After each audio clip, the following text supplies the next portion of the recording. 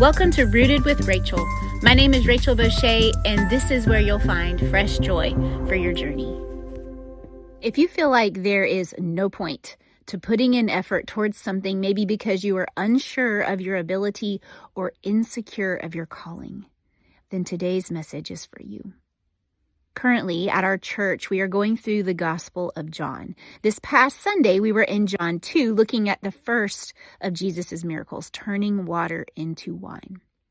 This first miracle was performed at a wedding, and if you know the story, you know how it goes. Jesus turned the water into wine. If you're new to this story, here it is in a nutshell. Jesus was invited to a wedding with his disciples, his mother, and his siblings.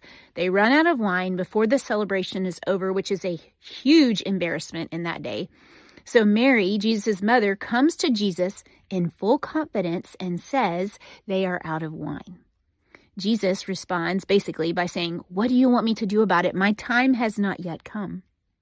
Then she turns to the servants and she says to them, "Do whatever he tells you to do."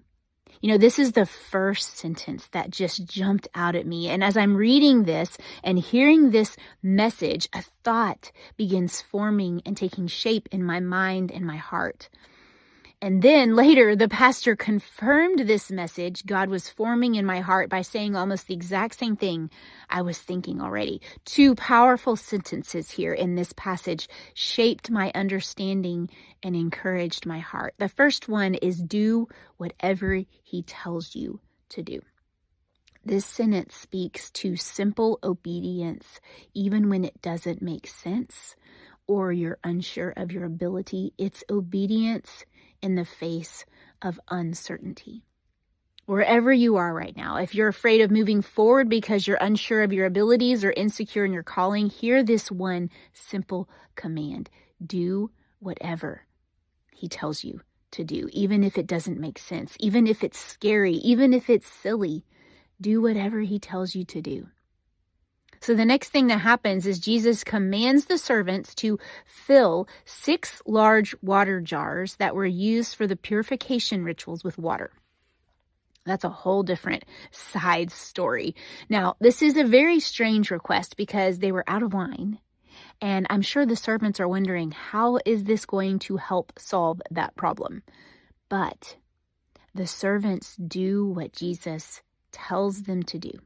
Even though it doesn't make sense, they go, and it says they filled the jars to the brim. Think about this for a minute. Jesus had not touched the water. He had not spoken to the water. He had not touched the containers or lifted a finger to participate in this miracle. The only thing he has done at this point is to command the servants to obey a simple request to fill the containers with water. So they obey. Then Jesus asked them to do another very strange thing. He asked them to take some of the water to the master of the banquet. Now, we don't know at what point the water was turned into wine. We do know the servants witnessed this, but we don't know at what point they saw this happen. What if it wasn't yet? What if they were like, "You want us to do what? You want us to take a cup of water to the master of the banquet when we're out of wine and ask him to taste it?" Can you imagine how scary and silly that would have sounded to them? But they obey the command. Do whatever he tells you to do. They took the cup to the master of the banquet, and something amazing happens. Jesus turns the water into wine without touching it, without speaking to it. He simply wills it to happen. This is huge. The master took one taste and was astonished that they would save the best for last. This is the second sentence that impacted me and shaped my understanding here in John 2. You have kept the good wine until the end. You see, normally they would give the guests the cheap wine after they were a little tipsy, but the master was amazed that they kept the good wine until now. Don't miss this. Jesus does his best work with your obedience. It's not about your ability or calling or gifts. It's about his will and his glory. He saves the best for last. The servants did exactly what Jesus told them to do, and they witnessed a miracle. They obeyed, and Jesus willed it to happen. It wasn't because of their amazing abilities or giftings. It was because Jesus willed it to happen. In your moment of uncertainty, this is what Jesus is asking of you. If you are stuck right now and not moving forward in that thing you want to do, whatever it is, do whatever he tells you to do. No matter how silly it sounds, no matter how scary it is, do whatever he tells you to do with full confidence in him. And if it's his will, he will it to happen for his own glory. The result is up to him, and our job is simply to obey. It's not about our gifts. It's not about our calling. It's about his will and his glory. Because at the end of this passage, it says, in this miracle, Jesus manifested his glory and the disciples believed. That's what it's all about.